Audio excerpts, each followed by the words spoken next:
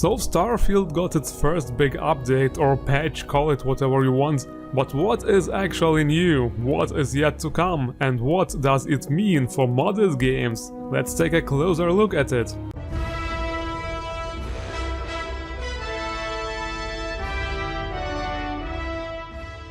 Yes, I still don't have a proper intro, so hope you don't mind the adventures of USS Todd. Anyway, this series is called Mods and More, and that means we will talk about updates as well. So if you are interested in Starfield related videos, feel free to subscribe to not miss out on anything. So Bethesda released the update 1.7.29 for Starfield, and that means, very important, if you have a modded game, you need to take care of a few things before you can continue to play. First of all, since the game version changed, it means we have to update the Starfield script extender and also all the script extender dependent mods. For me it was just the Baka achievement enabler, however there are also non-script extender dependent mods that need updating. For example, if you have the Starfield frame generation with DLSSG mod, it is very important to update that as well, or you will experience a CTD every time you try to load a game. So with that out of the way, this update promises a lot, and Bethesda is actually showing a lot of understanding and support for the future of Starfield. Here, check this out. First, an enormous thank you to all of you for playing Starfield and your support. We are absolutely blown away by the response and all you love about the game. We are also reading all your great feedback and what you'd like to see improved and added to the game. This is a game we'll be supporting for years and years to come, so please keep all the feedback coming. Even if we don't get your requests immediately, we'd love to do it in the future, like city maps. Yes, this is actually a very important point. I've been complaining a lot about this, and so have other people, of course. This is something they really need to do. Our priority initially is making sure any top blocker bugs or stability issues are addressed, and adding quality of life features that many are asking for. I have to say, this sounds actually very promising, and kudos for them to actually listen to what the players have to say and what the players want. They promise many years of updates and support. They probably have some major DLC expansions planned, just like it was with Skyrim and Fallout 4. Of course, there will also be the creation kit soon, I hope, so that we can have some proper mods. In other words, and I'm saying this to all the people tremendously hating on this game will be alive for many years, and it will be great. It will be constantly improving, just like it was with Fallout 4, and Skyrim 2 of course. There was really much hate for Fallout 4 in the beginning, but just look where it got with time. And it is still going. Sure, you can say it's all thanks to the modders, but don't forget how good the DLCs were, especially Far Harbor was absolutely brilliant in my opinion. It's true, we all were a bit surprised and disappointed when we learned that Nuka World was the final DLC. There was really much potential for more. And that is exactly why I like to hear that they want to support Starfield for many years now. There is just so much you could do with this game, new planets, new worlds, with all kinds of imaginable new content. Here in Starfield we literally have a whole universe as a playground, and therefore the possibilities are almost infinite. And seriously, as much as there is negative feedback and hate going on for this game right now, Starfield actually had a fantastic launch with over 6 million people playing it, so it's basically Bethesda's biggest and most successful event yet, at least it is now. But okay, let's go and dig into this update a little bit more and see what they actually have in store for us. This first update is a small hotfix targeted at the few top issues we are seeing. Okay. After that, expect a regular interval of updates that have top community requested features including brightness and contrast controls. Well, yeah, a game should have something like that. I mean, you can of course do it through other programs like the NVIDIA control panel, but whatever. HDR calibration menu. That's true, many people have actually complaints about washed out pictures, so HDR control should be a good thing. FOV sliders, field of view. Yes, actually this is something that an FPS should have. Of course there are mods for that, so you can do it, you can add support for that, but it's good that they are addressing this feature.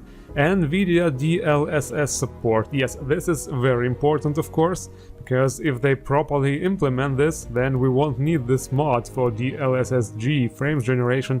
If they do it well, it will be of course better.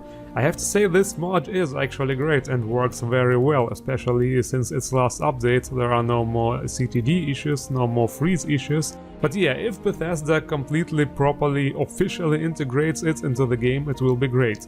32:9 ultra-wide monitor support. Well, okay, for people who have an ultra-wide monitor, I guess this is essential. Eat button for food. Well, I don't know if this is really necessary. I mean, for Skyrim and Fallout we have a lot of mods for that, for food, you know, for making food more immersive, and there are also mods that add like a food button. So yeah, I guess Bethesda is kinda adapting to that. We are also working closely with NVIDIA, AMD and Intel on driver support, and each update will include new stability and performance improvements. This is of course great. If we can improve performance and stability, it's always a good thing. Performance is obviously a big topic for Bethesda games in general, and with Starfield they really dropped the ball. And when Todd literally said upgrade your PC, that alone probably cost them a lot of fans. Especially considering how bad console players have been screwed on this one. And even on PC, while you have a bit more room to play, it is expensive as hell. Not everybody can afford a 4090. And seriously, a game with such visuals, it's not even worth it in my opinion. So yes, performance and optimization is really something they need to work on hard. Maybe they should have waited a bit more with the release, but yeah, no need to talk about it now. The next big topic they address are mods, and this is obviously one of the major topics in my opinion, if not the most important one. Additionally, we are working on our built-in mod support creations that will work across all platforms, similar to what we've done with Skyrim and Fallout 4. This full support is planned to launch early next year. Until then, we know our PC community is already very active in the modding space, and if you have any feedback on how we can make this better, please let us know. Modding and creating in our games will always be a vital and important part of who we are, and we love seeing the community get off to such a strong start.